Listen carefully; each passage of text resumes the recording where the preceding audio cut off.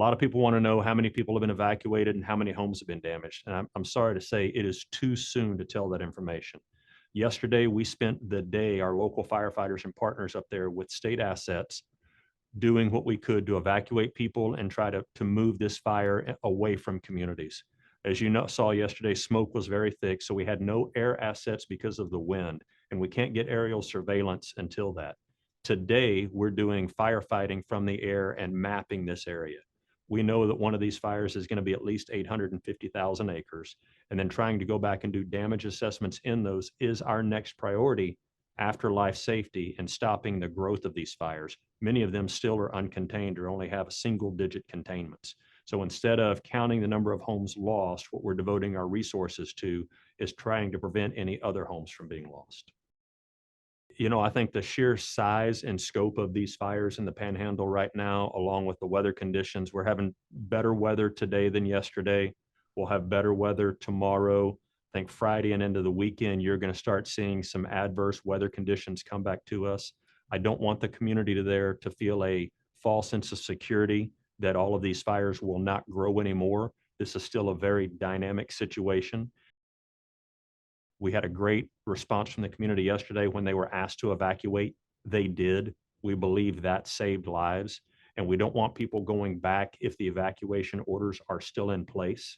And if a county judge decides to issue another evacuation order because of a flare-up or a wind shift, we really need our citizens listening to that so we can minimize loss of life. We've got 58 fire trucks from across the state of Texas, other local government fire trucks from as far away as Magnolia, Texas, and San Antonio, Texas, and Austin, Texas. Our out of area resources coming in are there to support our local partners. So those local firefighters know that terrain better than anyone else. And we will blend in with them and follow their lead on this. In addition to the aircraft that we're bringing in, additional dozers, additional blades in order to be able to cut fire line. But it really is to get on the flanks, to get in front of this where it's safe to and where we can, and then to cut it off. And a lot of the community will continue to see hot spots and smoldering well inside the fire. Sometimes there's confusion about why we don't attack those. And if they're inside that black or that burned area, that's because they're no longer a threat to continued growth. And we want to get out on the edges and the flanks and make sure that we're wrapping around this fire as fast as possible. The danger going forward will be the weather coming up again this weekend, where we're going to see again humidities fall and winds pick up, and making sure that we continue to bring enough resources into that area to minimize that fire growth and eliminate any future property loss. I believe this fire will grow before it gets fully contained. Yes, sir, I do.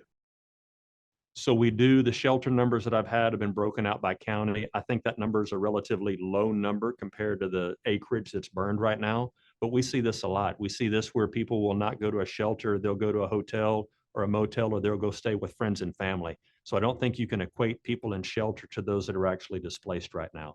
And we'll work with our local partners and set up disaster recovery centers for those individuals to come to and work with their insurance provider and work with any other federal assistance that they need to help rebuild their lives.